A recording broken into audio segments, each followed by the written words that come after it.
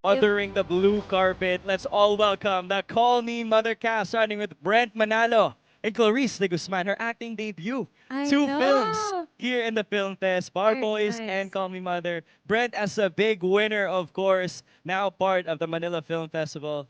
Welcome guys sa Gabi ng I Parangal. love how you mentioned nga, it is her acting debut, pero dalawang films agad.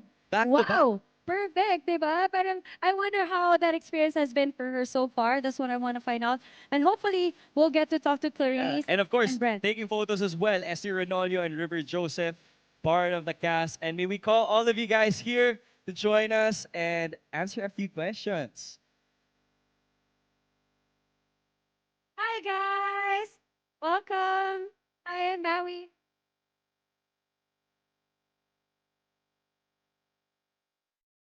Oh, di ba? Ang cute nila.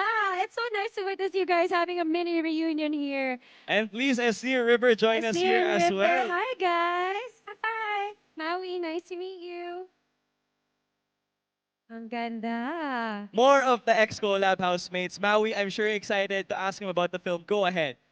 Ako nga talaga magtatanong, Michael. Pili ko sa'yo na to eh. Kasi these are your friends. Go ahead, Michael. Okay, sige guys, how do you feel with the success of Call Me Mother? Talagang dominating the box office. What can you say to all the fans supporting?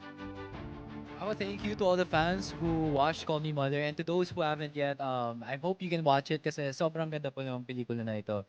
And I'm happy with the reviews. A lot of people are very happy with the movie. Umiyak daw sila, tumawa, lahat ng emotions na ramdaman nila. So, I'm super happy that mas masaya yung Pasko ng mga tao ngayon. Yes, actually sobrang nakaka-overwhelm at we're really grateful nang nabasa namin yung mga reviews niya. At actually sobrang deserved naman din talaga kasi finally nag-pay off lahat ng pinaghirapan namin, lalo na po sila Meme at si Miss Nadine at kay Derek at to all the hardworking staff behind this craft. Kaya pasabot, diba? Thank you so much po for all the love. Yes, actually, I feel so blessed to be part of this movie. Dahil sobrang grateful ako, naging part ako dito. Eh, dito na ako finally, diba? Grabe kasi nakakataba ng puso na kahit paano naging parte kami ng pagpapasaya ng Pasko ng mga kapwa nating Pilipino. And I hope na nag-enjoy sila, nagustuhan nila. And sobrang proud na proud ako na naging part talaga nito. First ever. At talagang dito pa sa Coming Mother din napasama ako. So sobrang thankful ako. At kasama ko pa yung mga kasama ko sa TVB, mga mahal ko. Yan. So sobrang thankful. Nung una kong makita yung reception ng mga tao, ibang klase. Ibang klase maging parte nun. Especially Vice Ganda entry sa MMFF, di ba? Pangarap ng lahat ng baguhan yan. And to be included in that, it's a huge honor and ano, yung pakiramdam ko yan full of gratitude na, bro. Congratulations, guys. And of course, working with The Vice Ganda, iconic yan to be an iconic film. Mother, kumbaga, siya talaga ang mother natin sa industriya. Anong masasabi niyo sa kanya working with Meme Vice? Working with Meme Vice, siya talaga yung mother namin on and off set. Kapag hindi kami nagta-taping, kapag nagpa-promo kami, she's still our everyone's mother. Siya yung she brings us out to eat, she makes sure na everyone's all together, no one's left out. Kaya sobrang ramdam namin yung presence ng pagiging mother niya. Siyempre ako, I've said it before and I'll say it again and again and again. Sobrang happy ko na nakatrabaho ko si Meme Vice Ganda. At hindi lang yan, may sobrang dami ko natutunan. Kasi siyempre coming from the same community as her, grabe, parang sobrang laki nito for me. Kasi she paved the way for sa mga kasama namin sa industriya na we belong safe dito. Kaya grabe, thank you so much talaga, Meme. And I'm really grateful and I'm forever a fan of yours. Kaya ayun po. Ayun po. Ako, nakakasama ko naman before pa si Meme sa mga ibang shows. Pero ito iba kasi talagang actingan at never ko in-imagine na makakasama ko sa movies ni Meme. Eto na, and grabe yung kaba namin. Actually, ako nanalo nung first day, but siya talagang pina-feel at home niya kami. Para mawala yung kaba namin. Kumbaga, pagkasama namin siya sa set, para na lang kami naglalaro. Kitang-kita kasi yung grabe yung pagka-professional talaga ni Meme. Nakitang-kita ko dito, lalo ako naging fan actually. So, mas lalo namin minahal si Meme. We love you, Meme. Thank you so much for having us. Ako, bro, I could proudly say now that I can call Miss Vice Ganda my mother. Kasi sa set talagang pinaparamdam niya na parang mga anak niya kami, pinapakain niya kami, grabe yung kwentuhan.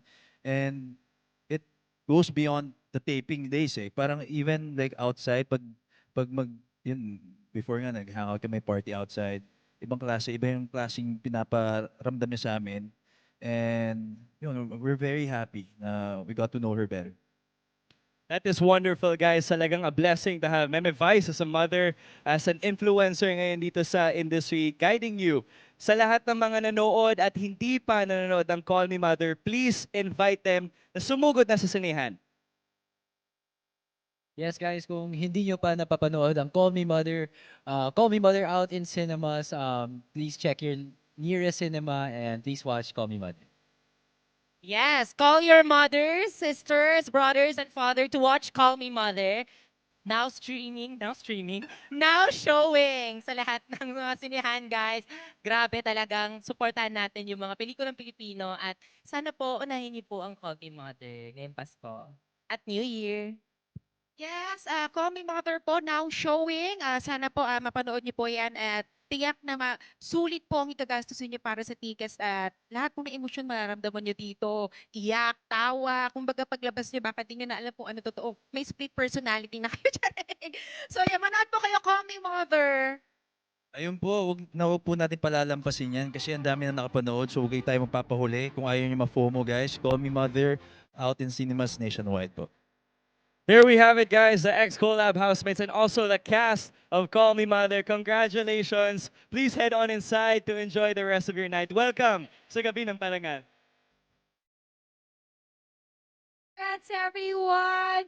Wow, alam mo, nakakatuwa rin talagang panoorin to si Michael kasama ang kanyang mga dating ka-housemates, no? So I'm letting Michael have his little moment, of course, with his friends. Michael, Mini-reunion, kumbaga. alam mo, nakakatuwa na pag friend mo talaga, kahit pa nga hindi naka-microphone, ang daming side convos. You know, it's so special kasi inside the house, many of the viewers know talagang family kami doon. Seeing them now explore into their talents, their craft here in the Metro Manila Film Fest, most especially, what an achievement to be in a Vice Ganda movie. What an achievement. We're so proud of all of them.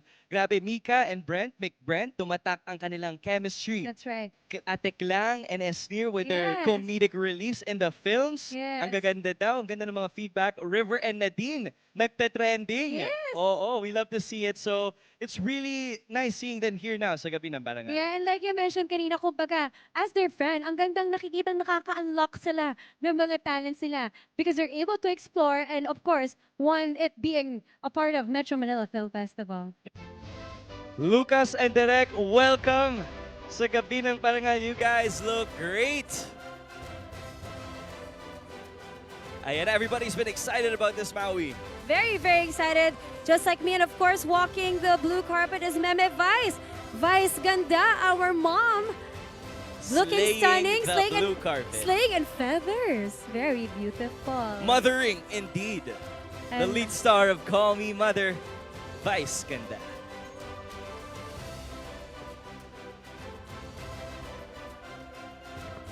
There you go. Welcome po sa Gabi ng Parangal, Meme Vice.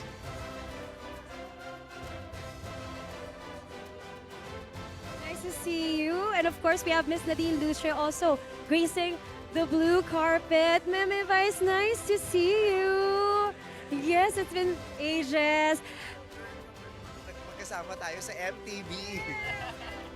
There you And are. Miss I'm so Nadine happy. Lustre, please join us Hello. here. May we just start by congratulating you guys. Grabe ang suporta sa Call Me Mother. Sobra. Congratulations Grabe, po. tinatangkilik talaga ng mga Pinoy ang haba ng pila sa mga sanihan. And of course, reviews have been made as early as now that they're so happy Tama. with Call Me Mother. Ang daming naiyak na antig. Nagdala ng boxes ng tissue at naubos. Yes, anong masasabi nyo sa lahat ng nanood at manonood pa lang ng Call Me Mother? Super grateful kami ni Nadine at ang buong Call Me Mother family sa lahat ng mga sumuporta sa pelikula namin. Maraming salamat at hinayaan niyo po kami maibigay at ma-share sa inyo ang napakagandang kwento ng pagkananay. Kaya naman, ngayon pa lamang po, pinasasalamatan na rin namin yung mga nagpaplano palang manood ng pelikula namin. Maraming salamat. excited po kaming mapanood din yung lahat yung pelikula. And ako naman, gusto ko naman magpasalamat kay Ate Vice and sa Idea First and kay Direk for giving me this opportunity to be part of this project. Kasi sobrang ganda nung project. As in, happy-happy ako na nakasali ako. Oh, and kitang-kita namin how proud you guys how proud you guys are of the film. Kaya ko to. Hindi kasi nasa starstruck ako to see both of them here. Such wonderful actors. And this film has been making good reviews from the people. Sabi nga nila, Yes. best film by far from you. Salamat po, maraming salamat. And of Yes, course, Meme Vice and Nadine were based off a mother's story, a mother's love. Ano po ang masasabi ninyo na bakit panoorin at intindihin natin ang pagmamahal ng nanay? Kailangan magandang mapanood to ng maraming Pilipino kasi para mabuksan yung pangunawa natin sa ideya ng pagiging ina na ang salitang nanay pala hindi lang siya na-define sa isang salita lamang at hindi rin siya nasusukat sa pagdadalang tao lamang. At ito rin yung nagpapanumbalik at nagpapalakas ng pagmamahal natin sa mga tumayong nanay sa mga buhay natin. That's right. And I guess for us din, siguro ito na rin yung love letter namin para sa mga nanay. Kasi yung pagiging nanay naman, it all comes in different forms. So I guess yung para sa akin din ang nung pag naisip ko kasi yung pagiging nanay, hindi din siya na-measure by blood eh. Hindi porket biological mother mo is yun lang talaga yung nanay mo. Minsan we really choose the members of the family that we want to be with. Nice. Okay, I have one last question before we let them go. What do you hope for the audiences and the viewers to feel after watching your film? Sana wag silang magalit sa amin. Hindi, kasi I'm just really, really happy that, you know, in the film, ang daming pwedeng maramdaman ng mga viewers namin. And even for us, while making this film, you know, pwede kang tumawa, pwede kang umiyak, pwede kang magalit, pwede kang kabahan. So sana wag silang magalit sa amin. Kasi ang daming emotions na pwede nilang maramdaman while watching the film. Ayun, kami naman, ang hangad lang namin, mabuksan ang pangunawa ng maraming tao tungkol nga sa pagiging ina. There we have it, a love letter to their mothers. What a wonderful film. Congratulations on the success, Miss Vice Ganda and Nadine Lustre. Thank you Please so head much, on in. Meme Vice, Nadine. Thank you Maraming po. salamat. Enjoy the night. Wow, they look Looking stunning. very beautiful, very stunning, the both of them. Masasabi po nating mothering here sa Blue Carpet at masasabi ko na rin